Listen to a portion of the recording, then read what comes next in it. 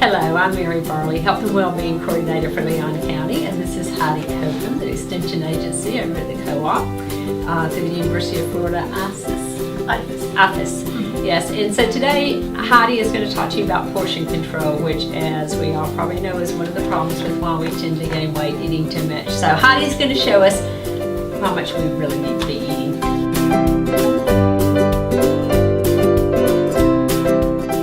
Thank you. What we really need to eat is really based on our age, our activity level, and the weight that we currently are. But I can say without doubt a lot of us overeat. Recently Mallory showed a very nice video on how to cook food quickly, and also how it kind of distorts the food that you're eating depending on what size plate that your food is on. So anyway, we're going to start with my plate. In July or June of 2011, the government got rid of my pyramid and started using this thing here called My Plate. And the general rule of thumb is that every day at every meal that we should think about our plate and think about what we're putting on it. We should put fruit on it, vegetables on it, grains on it, and protein on it. And this is a pretty good description as well, or depiction of how big a plate should be.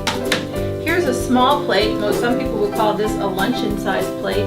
And you can see that a typical dinner, 3 ounces of meat, a cup of vegetables, and half a cup of starch is almost falling off the plate.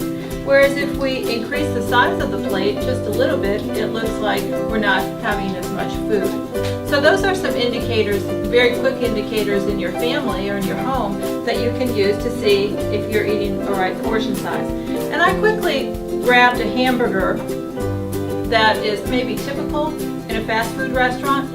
So some of them, what do they call them, the bigger burgers. And you can see quickly the size difference between a 3-ounce burger and some of those 8 and 12-ounce burgers that you get at fast food or even sit-down dining kind of restaurants. The same goes for your bowl. 1 cup of berries looks like a lot of berries in a bowl that's appropriately sized. But what's a quick way that we can do some of these things? Some people use money. They use quarters, they use dimes, and they use nickels. A nickel is a very quick way to guess how much spaghetti that you're making yourself. So you kind of look at the diameter, put it on your spaghetti, and I know that if I make this much spaghetti, I'll have more than a cup of spaghetti. So again, without measuring or anything, I can put some of the spaghetti back in the box if I'm wanting to make just 1 cup of spaghetti. A couple other things that we can do with this is a teaspoon is good to judge oil, and oil, as we know, is very high in calories, 9 calories per gram. So the less amount of oil we use, the less calories that we get. And then there's other things that we can use. We can use a tennis ball to kind of guess a cup size. So people often say, how do I guess how much is a cup of vegetables? If it's about as big as a tennis ball, that's a cup of vegetables. People ask about salad. Salad, whereas broccoli, a half a cup is a serving size.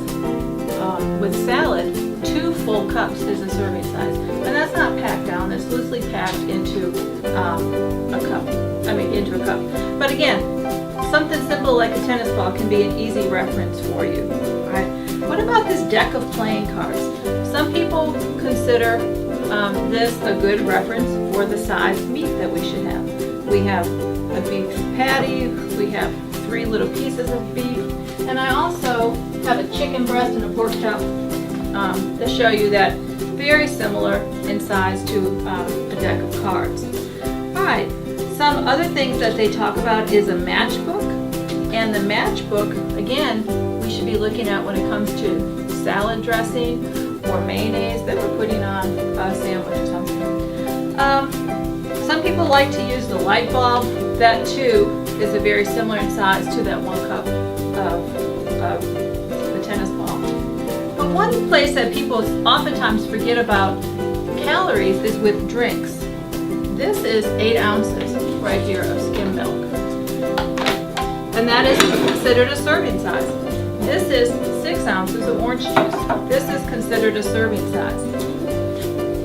How many ounces do you think is in this cup of apple juice? there's right at 14 ounces. So if we say 6 ounces is one serving of juice, if we drink a glass of juice this big, we've technically consumed 3 times the amount that we need. So the only beverage that we should never really be concerned about is beverages without calories, and that is like this glass of water right here. And again, we're told to drink 8 glasses of water a day. This right here would be over 2, because this glass actually holds as much as this one, almost 16 ounces. Okay, so here, the variety of different glasses. So that's just another thing, another way that we need to pay attention to portion.